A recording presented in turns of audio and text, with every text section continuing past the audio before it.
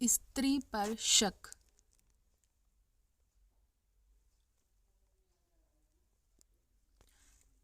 उस जवान ने कहा कि मृत स्त्री मेरी पत्नी और इन वृद्ध सज्जन की बेटी थी और यह मेरे चचा हैं। 11 वर्ष पूर्व उससे मेरा विवाह हुआ था।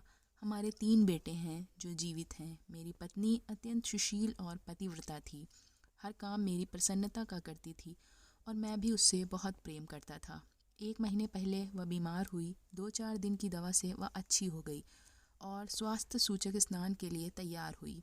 लेकिन उसने कहा, मैं बहुत अशक्त हो गई हूँ। अगर तुम कहीं से मुझे एक सेब ला दो तो मैं ठीक हो जाऊँगी, वरना फिर बीमार पड़ जाऊँगी। मैं उसके लिए सेब लाने को बाज़ार गया, किंतु वहाँ एक भी सेब न दिखा। फिर मैं बागों में घूमा, किंतु वहाँ भी किसी भी मूल्य पर सेब न मिला। फिर मैंने घर आकर कहा कि बगदाद में तो कहीं सेब मिले नहीं। मैं बसरा बंदरगाह जा रहा हूँ, शायद वहाँ सेब मिल जाए। मैं बसरा जाकर शाही बागों से 4-4 दीनारों के 3 सेब लाया और उन्हें लाकर अपनी पत्नी को दिया। वह बहुत खुश हुई। उसने उन्हें सूंघ कर अपनी चारपाई के नीचे खिसका दिया और फिर आंख बंद करके लेट रही। मैं बाज़ार गया और अपने कपड़े की दुकान पर जा बैठा। कुछ देर में मैंने देखा कि एक हबशी ग़ुलाम एक सेब उछालता जा रहा है। मुझे आश्चर्य हुआ कि इसे सेब कहाँ से मिला। मैं तो बड़ी मुश्किल से बसरा से 3 सेब लाया हूँ। मैंने हबशी को बुलाकर पूछा कि तुम्हें यह सेब कहाँ मिला। वह हंसकर बोला कि यह मुझे मेरी प्रेमिका ने दिया है। उसका पति 2 सप्ताह की यात्रा करके बसरा के शाही बाग से 3 सेब लाया था, जिनमें से एक उसने मुझे दे दिया। हबशी ने यह भी कहा कि मैंने और सुंदरी ने मिलकर भोजन आदि भी किया। हबशी तो यह कहकर चला गया। यहाँ क्रोध से मेरी बुरी हालत हो गई। मैं दुकान बंद करके घर गया और अपनी पत्नी के पास पहुँचा। वहाँ देखा कि चारपाई के नीचे 2 ही सेब हैं। मैंने उससे पूछा कि तीसरा सेब क्या हुआ। उसने झुककर सेबों को देखा और उपेक्षा से बोली कि मुझे नहीं मालूम कि तीसरा सेब कहाँ गया।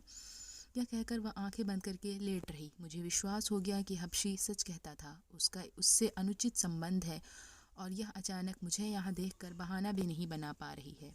मैं क्रोध और अपमान भावना से अंधा हो गया और मैंने तलवार निकालकर अपनी पत्नी को टुकड़े टुकड़े कर डाला। मैंने इस डर से कि कोई मुझे हत्या के अभियोग में पकड़ ना ले, उसके शव को एक नारियल के पत्तों की बनी चटाई में लपेट दिया और लाल डोरे से उस चटाई को बांध दिया। फिर एक संदूक में उसे रखकर पीछे के दरवाजे से संदूक लेकर निकला और उसे नदी में डाल दिया, क्योंकि तब तक अंधेरा हो गया था। लौट कर घर आया तो देखा कि बड़ा लड़का दरवाजे पर बैठा रो रहा है और 2 लड़के एक कोठरी में सो रहे हैं। मैंने लड़के से पूछा कि तू क्यों रो रहा है, तो उसने कहा कि आज दिन के समय आपके लाए हुए 3 सेबों में से एक को मैं चुपके से उठा लाया था और दरवाजे पर आकर उसे खाना ही चाहता था कि उधर से निकलते हुए एक हबशी गुलाम ने मेरे हाथ से सेब छीन लिया। मैंने उससे बहुत कहा कि यह सेब मेरी बीमार माँ के लिए है। मेरा पिता 2 सप्ताह की यात्रा कर बसरा के शाही बागों से उसके लिए 3 सेब लाया है, उन्हीं में से यह है। गुलाम ने मेरी बात अनसुनी कर दी और चल दिया। मैंने दौड़कर उसे रोकने का प्रयत्न किया, लेकिन उसने मुझे मार पीट कर भगा दिया और स्वयं एक ओर भाग गया। मैं फिर उसके पीछे लगा, लेकिन इस बार उसे ना पा सका। घंटों उसे ढूंढने के बाद अभी वापस आया हूँ। आपको आता देख तो मैं डर के रोने लगा कि सेब न मिलने पर आप मेरी माँ से नाराज़ होंगे। मैं आपसे हाथ जोड़कर कहता हूँ कि माँ से कुछ न कहिएगा, वह कुछ नहीं जानती। यह कहकर लड़का फूट फूट कर रोने लगा। यह सुनकर मेरे तो जैसे प्राण ही निकल गए। मैंने अपनी सती साध्वी पत्नी को झूठे संदेह पर मार डाला था। मैं दुख और पश्चाताप के कारण अचेत हो गया। जब सचेत हुआ तो मैंने लड़के से कोठरी में जाकर सोने को कहा और स्वयं एक एकांत स्थान पर बैठकर दुख में निमग्न हो गया।